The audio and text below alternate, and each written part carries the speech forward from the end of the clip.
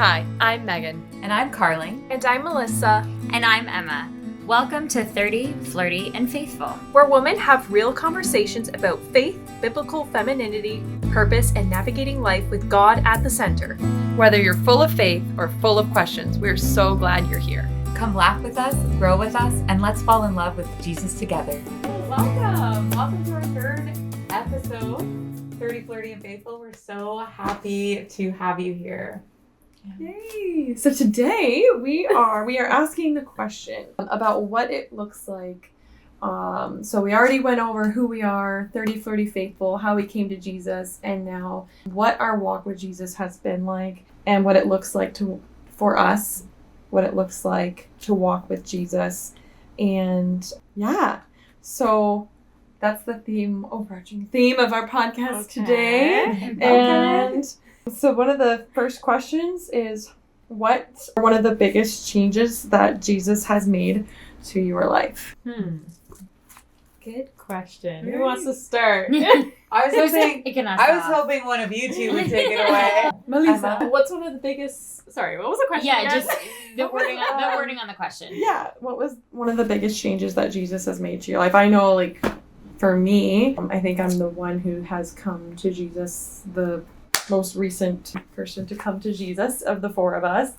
And so it's really prominent in my mind right now of just that, a year ago I was full of anxiety, panic attacks, just this, there's no hope, like scatterbrained almost. And yeah, always wondering, like, what is the point of life? Like, why am I even here?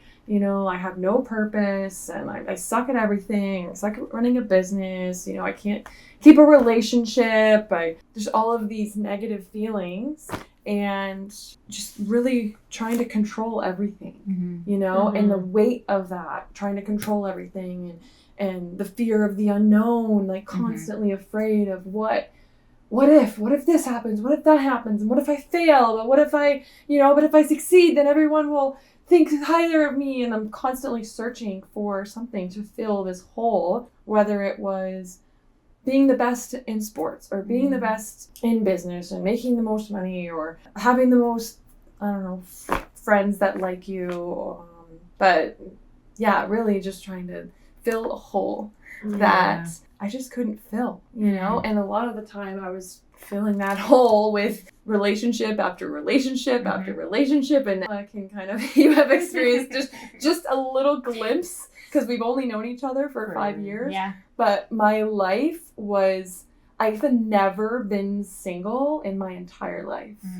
And since I was 13, I've never been just me. Who am I, right? I've always been searching for this hole of something to fill this hole of loneliness and sadness and just fear of being alone and nobody likes me, right? And just that's just kind of everything all in one over a course of, I'm 34 now, so 34 years, and I'm 33, I guess, since I came to Jesus when I was 33. But ever since coming to Jesus, I just felt like this huge weight. And I know it seems scripted because I've heard that so many times before,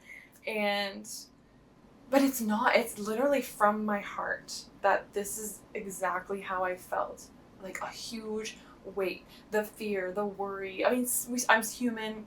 We're all human. We still have these feelings that sometimes come in. I have a daughter. She's 3. She's like on a suicide mission constantly. And so you do have this fear. It's not, it doesn't completely go away just from, inviting Jesus into your heart. But I have felt this overwhelming sense of peace. And me and Emma talk about this all the time. And it finally clicked 2 months ago, of like the peace that surpasses all understanding. And I feel like I have this peace, Emma, this new peace. She's like, yeah, the peace that surpasses. I'm like, that's what it is. It just, I don't even understand it. I can't even put it into words. But I just feel so peaceful now. Yeah, so I'm beautiful. Not worrying all the time. And so, and it just takes something to just click. And then, so to me, that's kind of been the biggest change that Jesus has made in my life recently within the year. And just so thankful for all of the seeds that were planted and for me just being here today with you guys. And You little cutie. Yeah. Well, and I think it's really cool too what you said about the seeds that were planted, because you've shared in your story. You can kind of look back, and we were talking about this even today, like looking back now.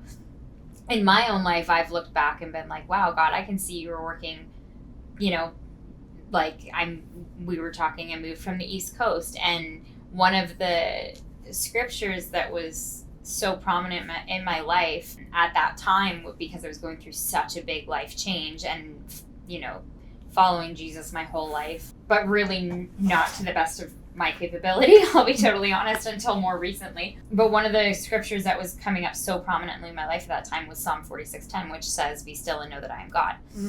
And yes, what I'm now realizing, because that scripture has been coming up a lot more for me lately in this season of surrender that I'm in my life, where I look back and I'm like, wow, 5.5 years ago, when I was going through this huge life change that I'd never experienced, where I'm moving halfway across the country, that verse was like my grounding anchor of just be still and know that I am God, because he's got it.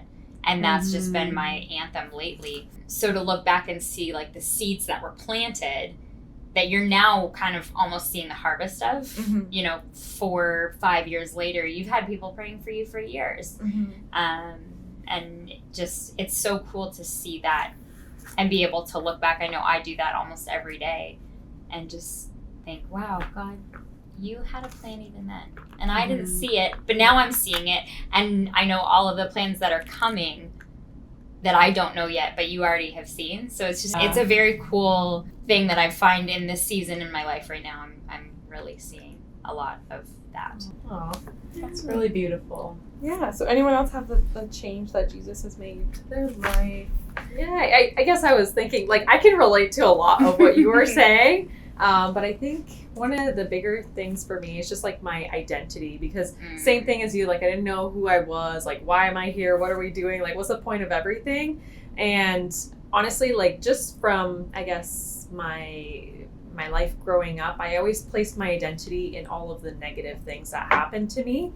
And growing up, I heard things like maybe you're a bad person, or you're always doing bad things. And that kind of stuck with me throughout my life. And I always thought I was a bad person. I always do bad things. And there was always that constant voice in the back of my head. But, after coming to God, coming to Jesus, I realized that is my identity and not all of those negative thoughts. So then, you replace all of that. You sort of go back and you're like, okay, I'm not this bad person. I have kindness. I have a heart to love. And I don't really know how to make sense of it, but essentially it's just changed the way that I see myself and who I am moving forward. And I don't know, it's completely life-changing essentially. But yeah, that's so beautiful. Yeah, I feel like I can relate to you, or something you shared really evoked something within me with my own personal experience of coming to Jesus. It's been heavy on my heart a lot lately. I've noticed I have a lot of insecurities that are coming up, just a lot of even just body image insecurities, a lot of lack of self-worth from just life experiences, and ultimately also just the last 3 years of my life, going through a very hard season with my health and my body changing so drastically.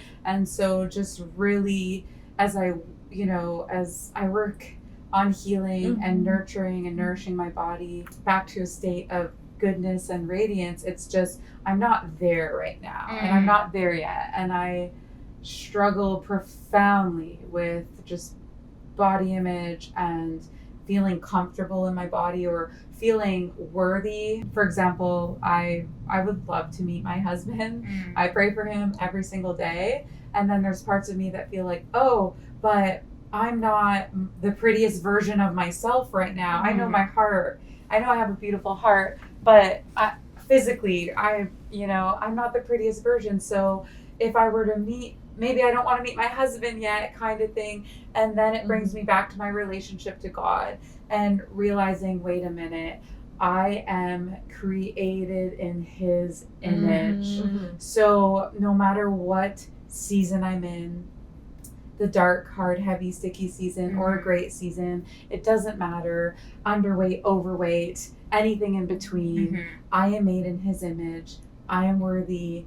I am beautiful from the inside out, as is all my other brothers and sisters in Christ, as is every single human that walks this earth. We are all so beautiful and so worthy and just created in his image. And so coming back to that as I build my relationship with Jesus, it's really anchoring me in a deeper sense of self-worth, even through my seasons of insecurity, if that makes sense. It absolutely does. Yeah. Can I tag on to that Yeah, too, actually? please do. It's so funny. I was not anticipating this coming up, but I had my therapy session a couple of nights ago, and we actually were talking about self-worth, because that's something that I also struggle with. Like, I want to meet my husband as well, and it is so challenging when you don't feel like you don't feel like the most beautiful version of yourself. So that really resonated with me with what you were sharing. And then I was talking to my therapist about how, like, so many other people, you know, you guys see me through eyes that I don't necessarily see myself. And so she was kind of digging deeper in that and was like, well, you know, how does God see you? And we talked about being created in his image. And while we were talking, she's very good at just, you know, the classic, like, how do you feel about that? But also, like, putting it back on me and letting me be the one to bring it forth. So I love the way that she works. It's actually a new therapist that I'm working with. So it's just, we're kind of in that, like, beginning getting to know each other phase. Beautiful. But some beautiful things are coming up. And all that to say, when at the very end of my session, I can't remember the question she asked me, but whatever it was, it evoked the memory, and you guys will resonate with this because we watched The Shack for our Jesus and Jammies night. And it came when she was talking about seeing, like, how does God see you? And who does he say you are in your beauty? And for the first time in all the you guys know I've seen that maybe like 10 or 12 times. It's probably my favorite, one of my favorites. But the line of, he's especially fond of you, like, hit me in the chest, because I was like, wow, he's talking about me. Yeah. Like, he's for the first time I saw it in a reflection of myself. Like, he's especially fond of you. He's especially fond of you. And, like, he's especially fond of you. And it hit me in a personal sense in a way that it never has before. So beautiful. He's especially fond of me. Yeah, it was just profound. it was such, like, and then my session ended and we're like, well, we'll pick up next time. But it was so funny because it was just like, it was what I needed in that moment to be like, wow, he's especially fond of me.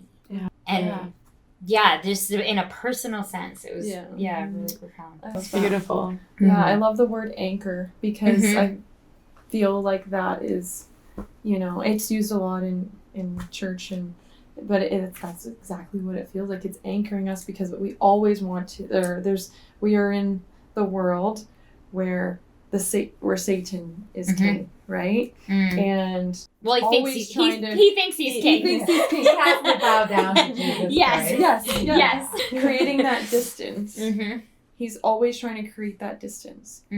And we are human. We are imperfect, and sometimes that distance will be there. But it's the anchoring that brings us back to know, you know, we are created in his image. He loves us. Our identity is now is our beautiful identity of Jesus is in us, right?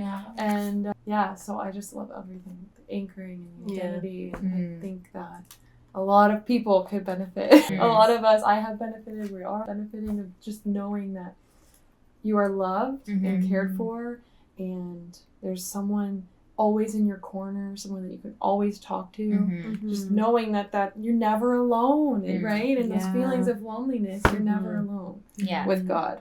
You know, I love that. Yeah, you know, actually, I just want to say one more thing. Like, when I first came to God, like, one thing that they kept saying is that God loves you, and that really stuck out to me, and it brought a lot of tears up, because I always felt in my life like no one loved me. I felt not loved by my family. I felt not loved by my friends. Again, I had that very negative narrative in my head. And all of a sudden it was like, there's someone that loves me. And it made me feel so special and so happy, so comforted.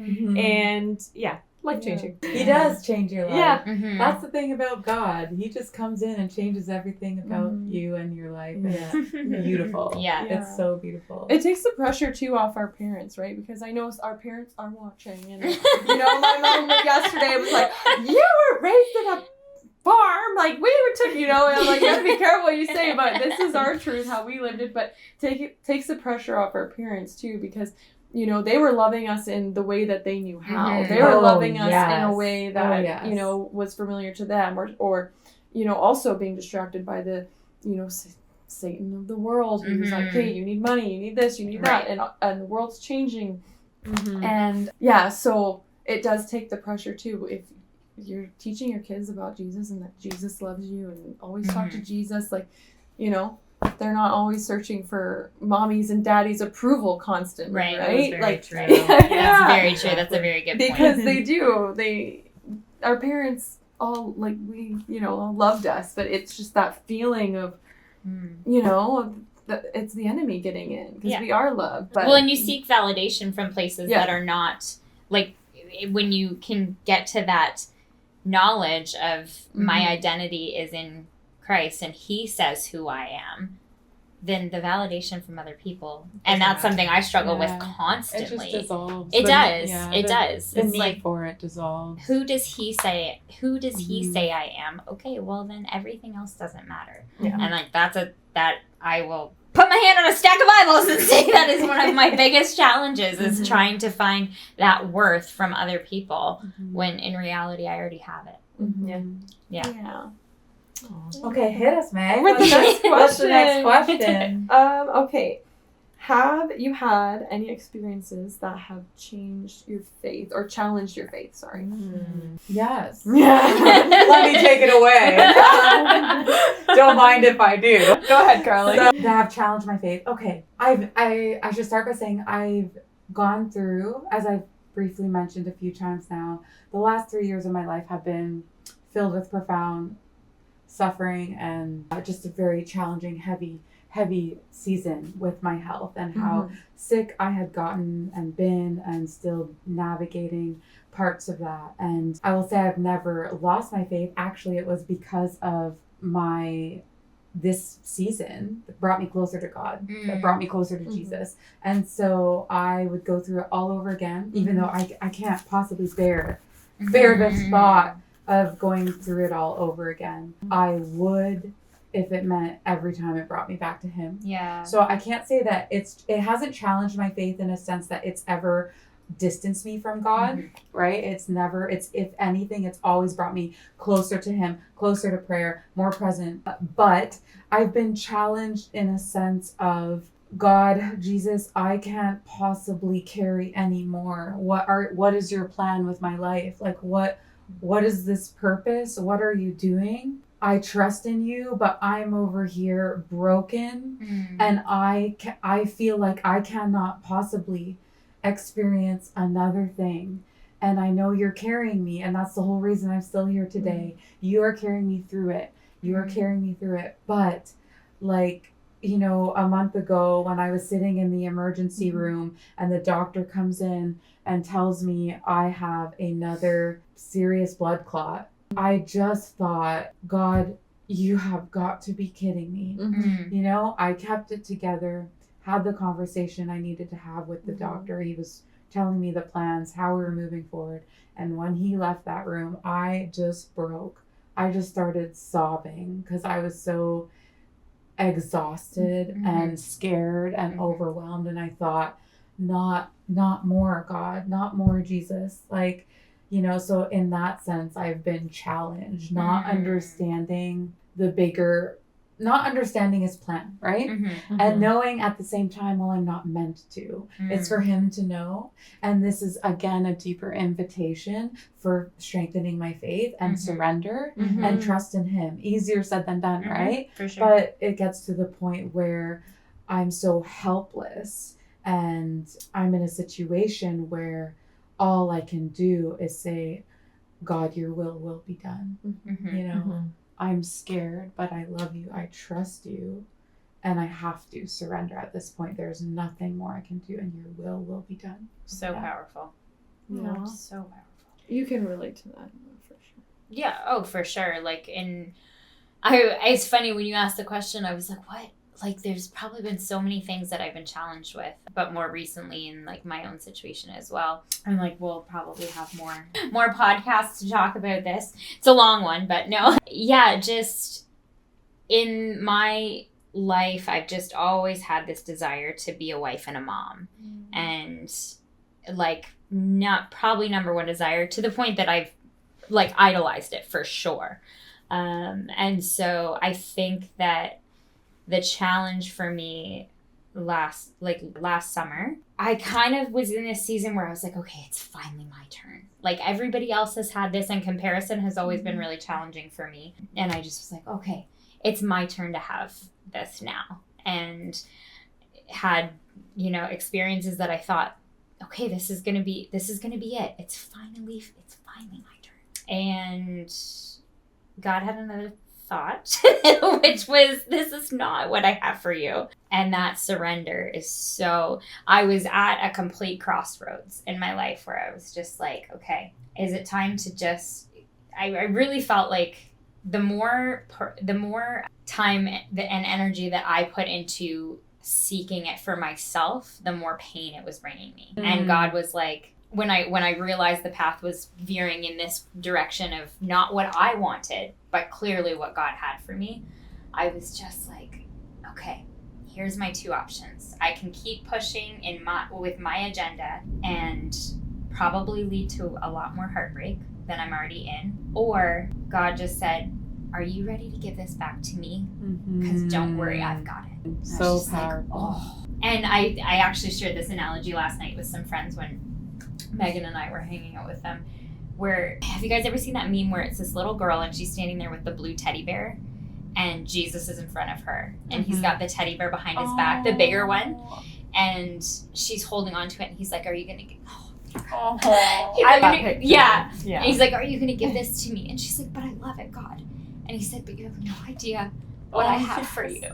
And it's like, she can't see it, but he's got so much better. Yeah. And it's the same teddy bear, but it's bigger and better. And he's like, I promise you I've got this. I have full body count. And so that was, without that analogy, I've seen that so many times in my life over the last several years. It kind of went viral a few years ago. But yeah, I was having a prayer time one night shortly after this very heartbreaking situation that I was in.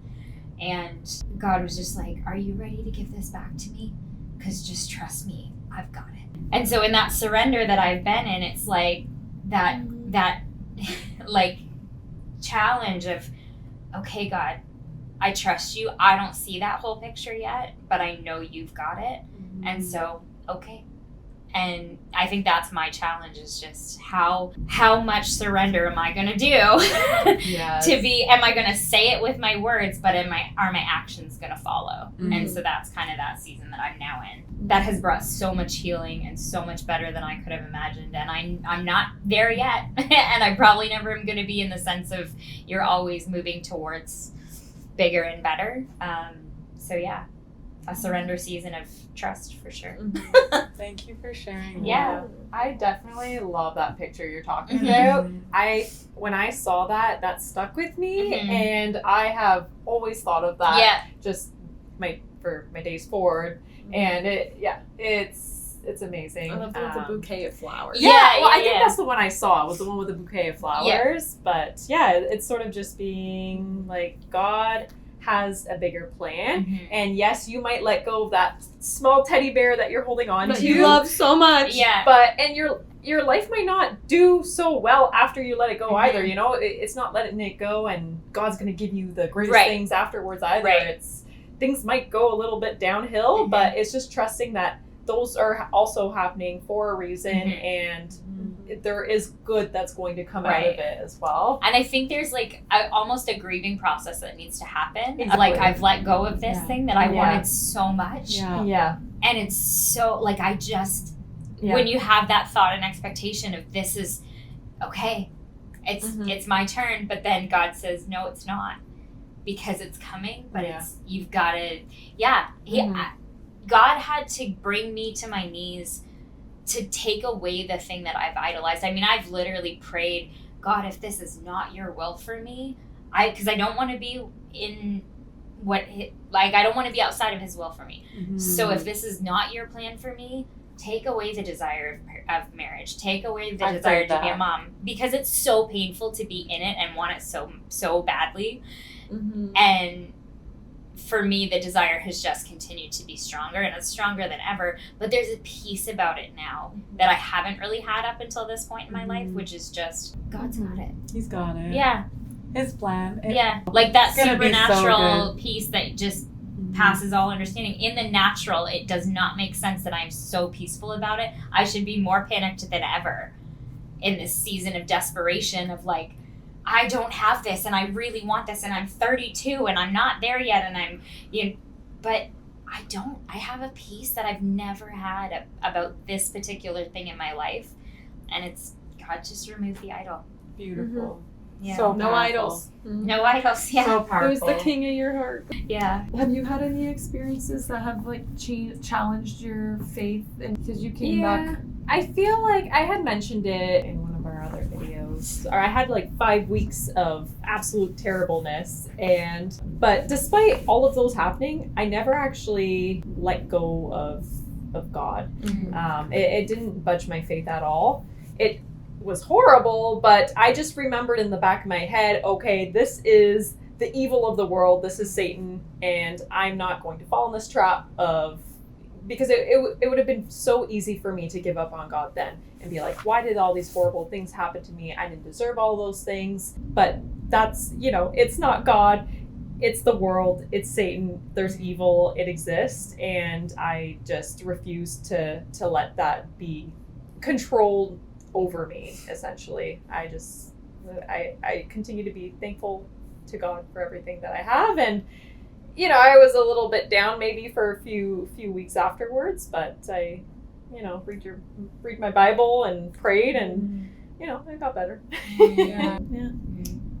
I think it's not even been a year yet, so I haven't had too many challenges. The challenges that I thought were going to be there weren't there, so that's been really nice, and actually it has deepened my faith even more. So I feel like it would be really hard for something to challenge my faith right now. I'm so just God is real, and I want to shout it from the rooftops. And so true, and I love that. I love it. But I mean, there has been, since coming to faith, and we've been very active on social media and posting about our walk with Jesus. We do card chats together. So there has been the people in the DMs like, what are you doing? Don't get in the cult, and things like that. So she's drinking the Kool-Aid. But it just doesn't even faze me. I'm like, I'm just gonna pray for you guys to have this same beautiful feeling that I have. And I thought one of the coolest things ever was watching The Switch for you. Yeah.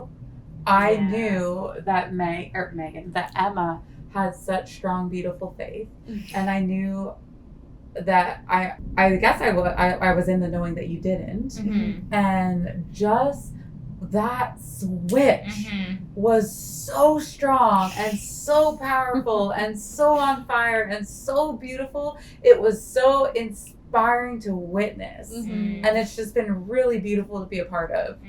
Really beautiful and inspiring. Thank you. No, and it's felt like that. So. It's felt awesome and beautiful, and just can't get enough. I do love a little Taylor Swift, and pre-Jesus. I was at the Eras tour, and like she still is very much, like I have all those memories, and she got me through a lot, but there's nothing on the radio now except worship. So it's beautiful. So we'll see what happens when there's something that challenges. I will let you know. Well, I was just thinking, since you were talking about worship music on the radio, one of our questions was more geared towards how has our lives changed in the sense of like media, social media, things like that, music. Yeah. Oh yeah. Yeah. I think for me, being like raised in it, I think in my disentangling journey, I've kind of been like, some of the things I was raised in was a little weird. In the sense of like, you can't watch two people kiss on a movie because that's It will silly. ignite feelings. Like that to me is very silly. So almost in a way I've figured out what my personal convictions are, if that makes sense, of what I allow into my mind. And that is still a value I have of like wanting to make sure that I'm like protecting myself from things that, you know, I don't think are maybe the best. I'm trying to think of how to word that without being super cringy. But yeah, I don't know. I've definitely shifted, but almost in an opposite direction from what I was kind of raised in. But then still, when I feel that conviction of like, I shouldn't be watching this or I shouldn't be reading this or something, listening to that conviction. Yeah. That's important. Yeah. Yeah, absolutely. What about you, Carly? I think for me, yeah, I definitely found myself going through my own Instagram and deleting a lot of past content, photos, and I recognize not that my intention was ever to, provocative is not the right word. I'm not sure what the best word is, but when I was going through my Instagram, I thought, oh my gosh, that is a very more revealing outfit than I would want to be on social media. Yeah, right. Or, you know, like just We grew up. just, you know, things that I thought and felt were very innocent. There was no ulterior motives. There was no agenda behind my posts, my pictures, but just actually going through it now since developing a relationship with God, just being convicted and being like, whoa, okay, we're just gonna remove that. That could go too. Yeah. And so it's really shaped me up. Yeah. And also going through even the accounts I follow. A lot of, you know, just spiritual, like tarot content, those type of pages, and all about the readings and crystals, and just removing more of that from my feed. And then I feel like that's how it's influenced my relationship to social media. Yeah. More just being more aware and more intentional about who I follow. Yeah. And I follow so many incredible, epic, inspiring, Christian, godly men and women. And that's basically my whole feed. Yeah. And I'm obsessed with it. I love it and I learn from them and I'm inspired by them. And why didn't I do this 10 years ago? You know? It's changing my algorithm and it's great. And it's so funny because my whole Spotify playlist, I love old country. I'm a George Jones and Loretta Lynn and Dolly Parton and Waylon Jennings and Conway Twitty, and that'll never go. That stays on my playlist, and it's all worship. Yes. After that, and I find myself just with this desire 97% of the time to listen to some type of worship music, some type of godly music. And it's just my heart. It just comes naturally now. It's this pull, it's this desire.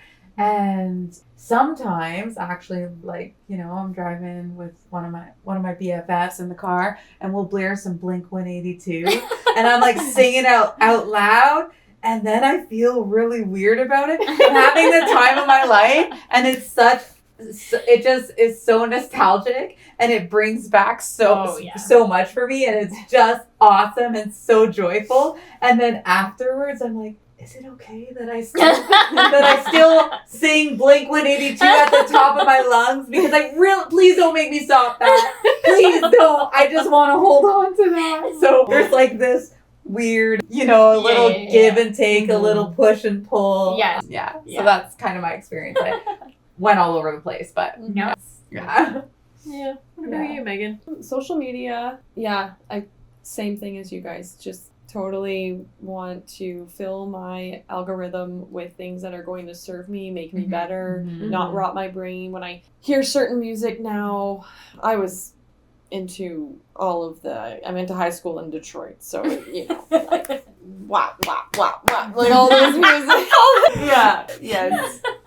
So it is hard to kind of, you get in a room with some of your old friends and you're blasting your music, and it brings back those childhood memories we all like to hold on to, just the nostalgia of, but you think that's probably not what we want to be, setting an example for my daughter now. Like, I'm a mom, I can't be, screaming curse words. When the new Taylor Swift album came out, I did the clean version. Yeah. And it makes such a difference, because I'm like, I actually love the clean words as opposed to the dirty words, and I don't even like the explicit album at all, really.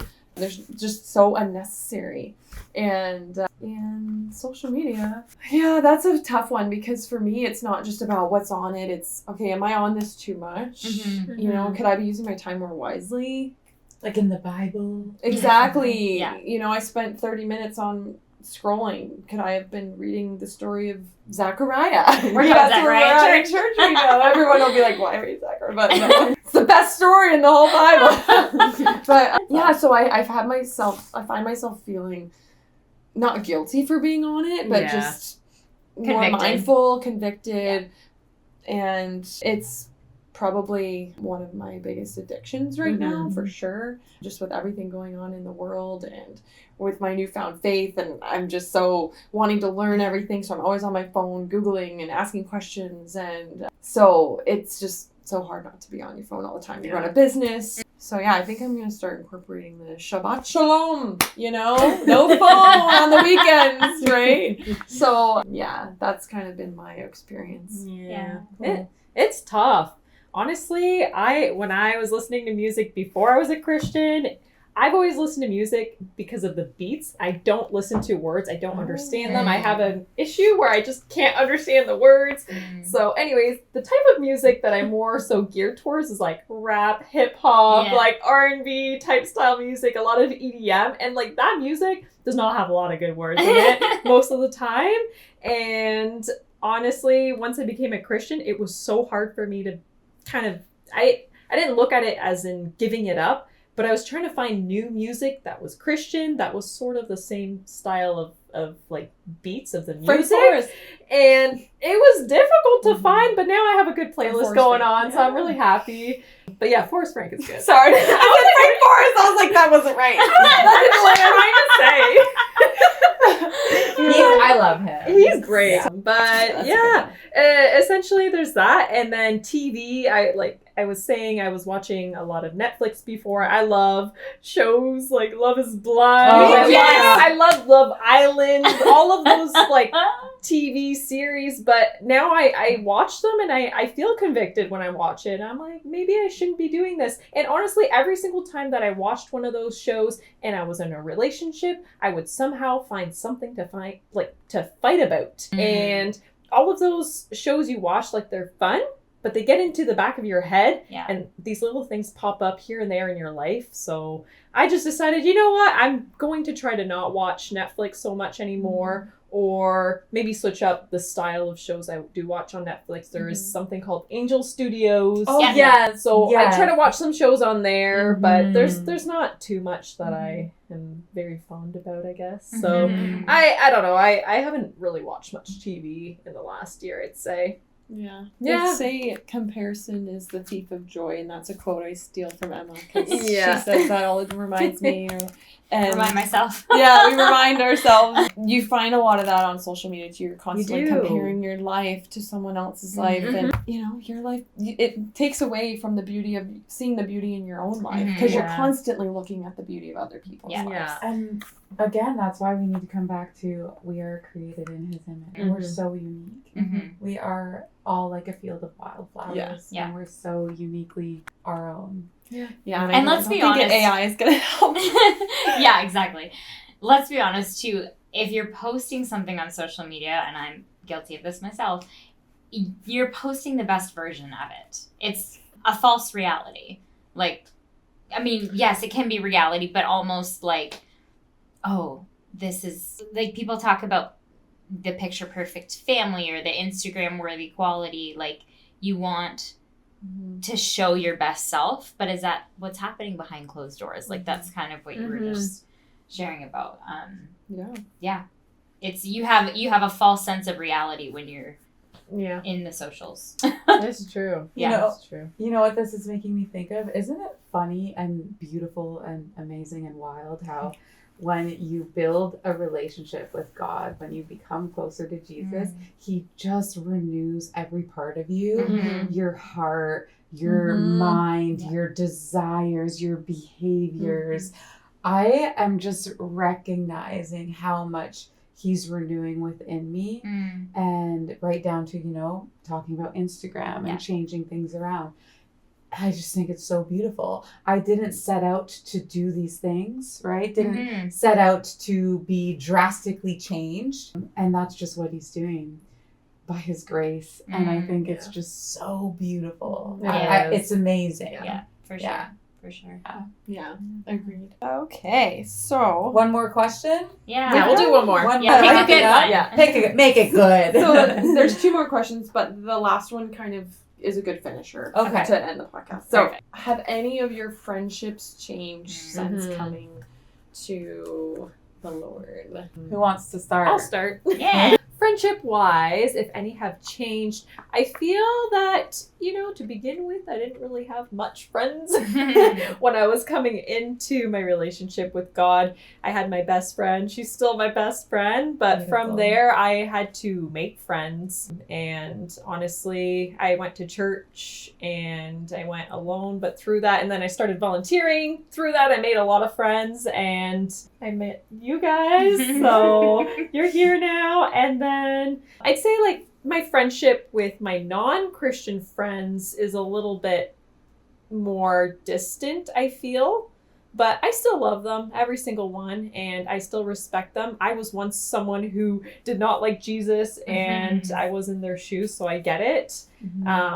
But I definitely, there's a sense where, there's a difference in lifestyle now, a huge difference, and it's a gap, and it makes it sort of hard for me to mesh with them, which is a little bit saddening, but I don't know, there's still a lot of joy and happiness in it. I don't know, it's hard.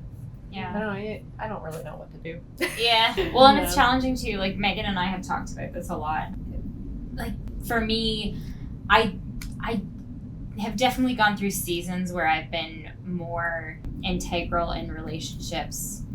A lot of like-minded ones as well. But when I moved to Ontario from the East Coast, it was like my whole life shifted because I moved with I convinced my parents to move here, and I had a sister and a brother-in-law here, and that was it. Like, that was my circle. So the circle that I had known was gone. Yeah. And so rebuilding from that, when I was in still a faith circle, because obviously that was a part of my life, but when you lose that surrounding and that community that I was a part of my last church for, I think 8 years almost, or 7 years. So all of the relationships that I had with people and that had been established were gone. Yeah. And so I was like, well, I've got to find a church. But then I really wasn't finding one that I was happy in. And it was such a struggle because I just wanted to have faith-based relationships. I've always had that. So I didn't really, almost like that identity, coming back to that identity thing, I was like, I don't know who I am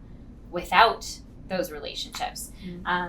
And again, God, be still and know that I'm God. He's got it. To look now and see all of these, like Megan coming to faith, and then just meeting you because you walked into my restaurant, and Carling and I kind of had a good connection, but again, not really in a faith-based sense. It was just like we knew each other, and it wasn't faith-based at all. Yeah, and just so many beautiful relationships that have come into my life in the season when I really needed them. Like, I needed to be held accountable in areas of my life. I needed to be challenged, and I think God is just using people in my life right now in such a beautiful way to do that. So there's definitely refinement in relationships. I think our friendship, speaking for Megan and I, has gotten a lot stronger. Like, I think we've Yeah. Well, we were kind of talking about this So today too. It's just beautiful. like we have such a great friendship, but it's so challenging because we're so different in our personalities. And yeah, like there's just I think something that I really appreciate in all of our relationships, but specifically talking about Megan and I, is just how we're trying so hard to just hear each other better, and like just there's a refinement I think that was happening and that needed to happen, and then it's just been so special for me to kind of see the change in me, almost not so much in other people, and like, but I think I needed to change, and so that just naturally happened with my friendships too, It's beautiful. in really positive ways I think. So That's so beautiful. I don't know if that really answered the question. I kind of went off on a rabbit trail. Hey. Yeah, for me, majority of my friends are my family, my siblings, their spouses, and so those relationships haven't changed. And then it's interesting because I feel like at first I was very shy about speaking up about my faith and wasn't sure, didn't want to rock the boat with anybody, didn't want to accidentally offend anybody. Very just mindful of that. And then eventually God dissolved that worry in me and just dissolved that shyness. And I'm more okay with, hey, this is me, and I want to scream at the top of my lungs that I love Jesus and that everybody should love Jesus. and that's okay. And I recognize that people who connect with me are going to stay and people who don't won't. But something very fascinating I found is that me speaking up about my faith, it's funny because a lot of beautiful souls I know in my life who I've known since we were children are also simultaneously at the same time coming to Jesus. So it's really beautiful to connect with each other. Like, wait a minute, you're having this profound shift in your life too, where you're so radically in love with Jesus too. And let's talk about it. And it's really cool and really special to not only see that change in me, but to see it in the people I love that I grew up with. It's just so cool. God is doing something. There's movement happening in big, big ways. And then my friends who I know don't have faith, I think they totally and completely just accept me now, accept this new version of me. They never try to quiet it or change my mind or stop it. They're genuinely, I think, happy for me. And there's just a level of respect. I don't, I respect and love and care for them, even if their path is different than mine, even if their belief is different than mine. And they have a respect and appreciation for me and my belief. And our relationships remain beautiful.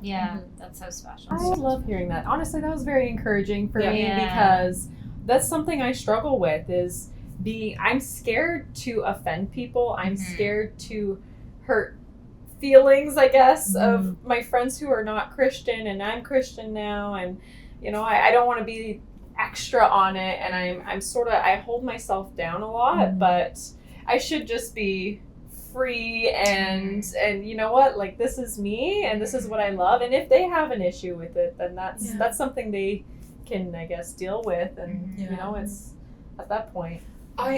I recognize that I think we're meant to obviously proclaim the good word, right? We're meant to do that. But my prayer recently is, God, use me and work through me and speak through me, and may I always deliver your word. May I always deliver your message in a respectful, loving, graceful way that opens ears and softens hearts and plants seeds that you will grow, that you will water. So it's not up to me. It's not your control. Right? It's not my control. And I think if I were forceful, I would turn people away. I would close their hearts down to it. But if I leave it with God and I just actively live my faith, then I know that He is using me to soften hearts, to open ears, and to plant seeds. And that it is His job to do that. Another thing, if I could add, because you made me think about it, is sometimes I think what's kind of fun and lighthearted is to bring it up in a funny way. So not to be mistaken, God's not to be mocked, right? I don't But mean he that. does have a sense But of humor. God has a sense of For humor. sure he does. He has a hilarious sense of He humor. created humor. Yeah. And so one of my ways to actively live my faith, or just get something out, and if they're meant to receive it, great, and if they're not, that's okay too. You know, I do it a lot through humor, but honesty. So if I could just give a quick example. So 2 weekends ago, one of my girlfriends and I went to the Key to Bala. And it's the most incredible, my favorite concert venue of all time. And it was a very big attempt because it was my very first outing of any kind in 3+ years since having gotten really sick.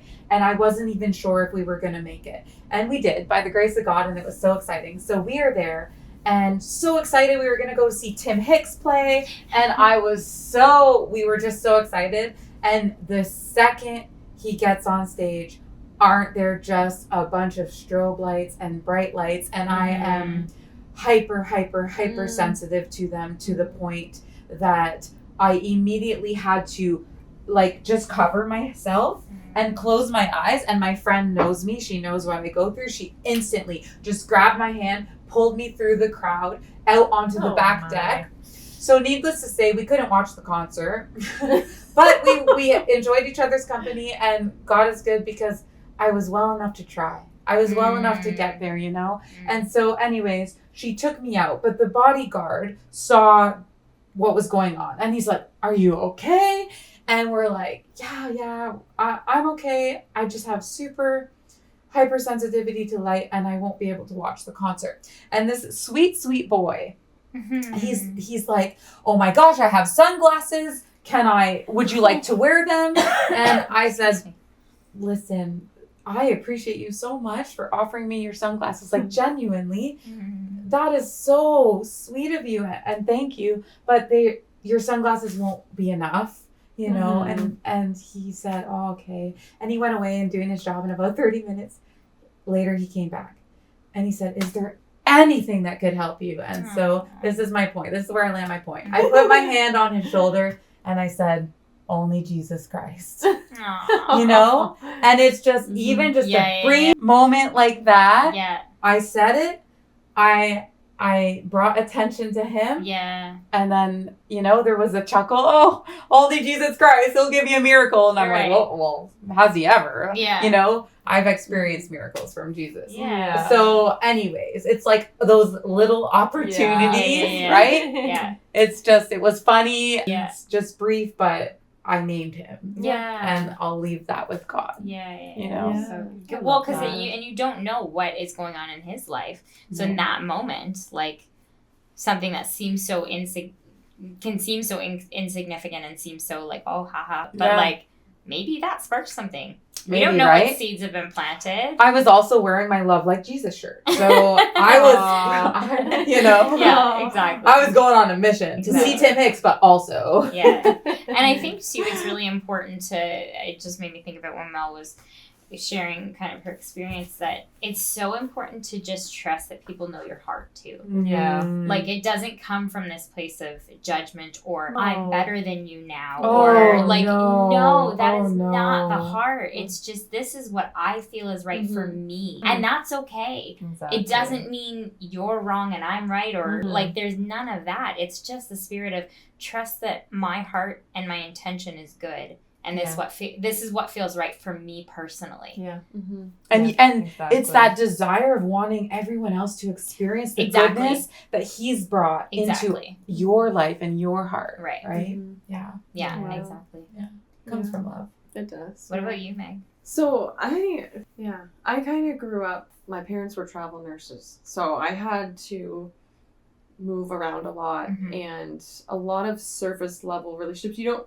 I don't know. I always kind of thought I missed out on growing up in the small town or the same town and going to school with all the same people and then having a hometown and then having a friendship that kind of lasted your whole life and you have a friend forever.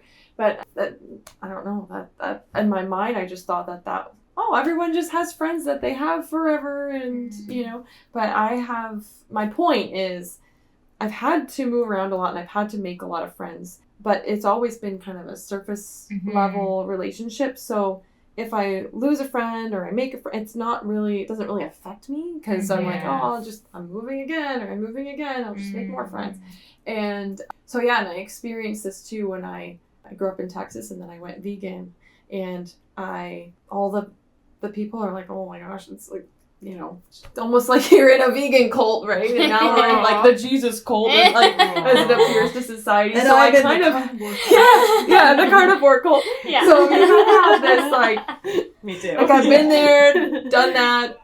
You know, I'm gonna lose friends. Right. You know, I'm gonna offend people, and it's not me offending them; it's them being insecure because I'm speaking my truth and and my experiences and my beliefs. Yeah. And if they're getting offended, or if they're getting upset or triggered by something a change that I've made in my life for XYZ, and they're asking me questions, you know, why did you go vegan? It's not really, you're not killing animals or whatever. Or why do you, Jesus isn't real or anything. It just doesn't affect me. I've kind of been there, done that. I have lost a few, I guess we lost more customers than anything, but no, yeah, I haven't really had that experience. I'm just happy that the relationships that I do have are deeper now.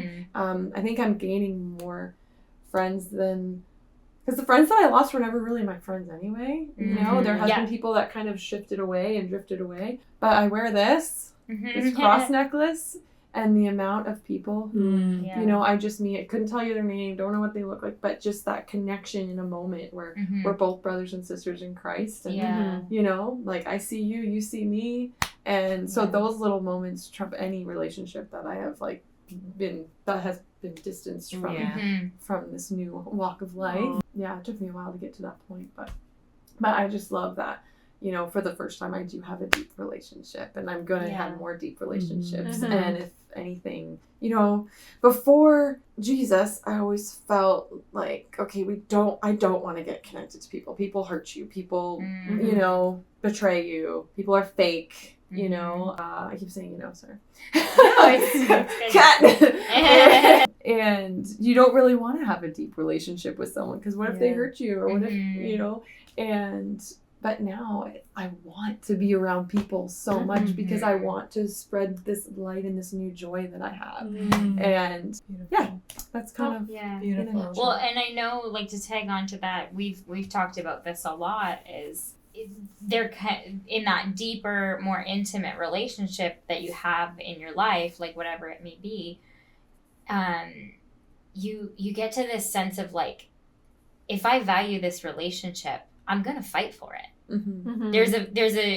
There's a fight that comes in that's like, I want this to be a relationship in my life, so I'm gonna work, and I'm gonna communicate, and I'm gonna show up, and I'm gonna forgive, and I'm gonna be humble, and I'm gonna, like, I know I'm like that all the time. Be I'm selfless. like, right, like it's that dying to self of, I don't have to be right, or I don't have to prove myself, because this is something I value and adds value to my life. So I'm gonna fight for it in those tough moments where it just feels like in the past, I'm not putting myself in your situation, but just I know I've experienced where I'm like, I don't really care, I can lose that, and that's fine, I'll make new friends, like you just said. But it's like, well, the friends that you have now are the ones that you really want to fight for.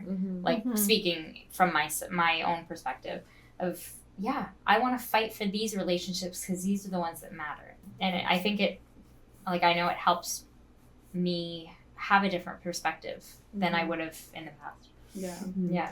You guys, I used to be the person who, like, just bringing back when I went vegan originally and seeing people and like what they did to like, I was that person that just wanted, like, kill them all, kill all the people who are hurting these animals. You know, like, it was so extreme. And I look back and I'm like, what was I thinking? Like, you know, it's a bit aggressive. Animals' lives are more valuable than a human. And I'm like, there are people out there that think like that. And so I think that's why it's important now for me. I want to make as many human connections as possible, making up to dinner. That was all kind of washed away. And but yeah, that just goes to show, you know, like, before personal relationships, friendships, you know, like, just fight for the animals and go to the vigils and steal the chickens out of the trucks. But now it's like, no, people matter. Hearing people matters. Building relationships matter. Yeah. Because, the more lives that we can touch now with our experiences, and this is why this matters, and being here and being with you guys and sharing our stories. And so, I think building a relationship with Jesus, I think he gives us the graces and the wisdom and the qualities to build and sustain long-lasting, beautiful relationships. Yeah, so And- true. Yeah. And I think on that note, Yes. I have no idea how long this podcast We're- is. what was our So time? we're probably we're- at time. Yeah. So does someone just want to say a quick blessing for our listeners, our viewers? Yeah. Just to wrap it up? Yeah. Who wants to lead? Who wants to take the way? Let's do this. All right. Oh, sorry. I'll- I'm like, come over here. Get closer. I do be short. Sorry. Yeah. All right. I'll close this out, guys. God, we just thank you for this incredible opportunity to just share our hearts with our viewers. I just pray for anyone that's experiencing anything right now. If there's something in this chat that just touched your heart, please reach out. We would love to connect with you, and just pray a blessing over everyone that's watched. We just hope that it resonated with you, and just overall blessing, peace, and comfort to our listeners. We are so grateful to have you on this journey with us. In your name we pray, Jesus. Amen. Amen. Thank you so Bye, much. everybody. Thank you for joining Bye-bye. us.